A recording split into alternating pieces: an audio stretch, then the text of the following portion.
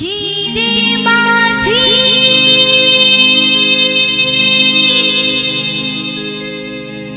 ले चल दरिया के पार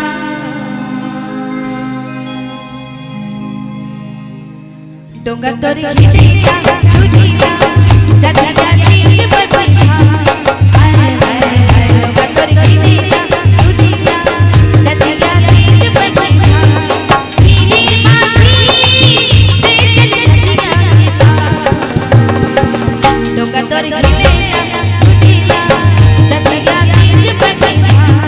हाय हाय हाय डोंगा तोरी खिलेगा तुझीगा दरिया बीच पर बैठा हीरे माझी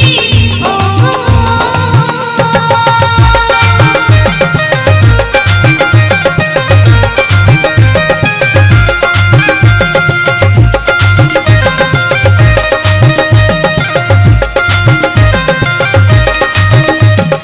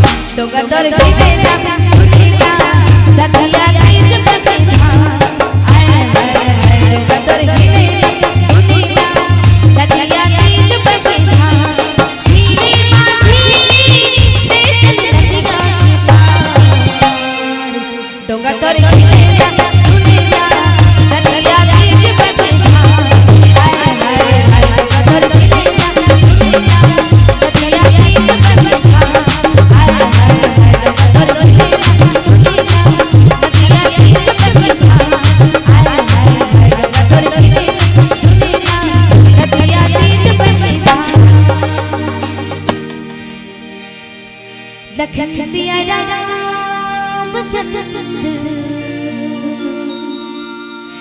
संकर हरियो।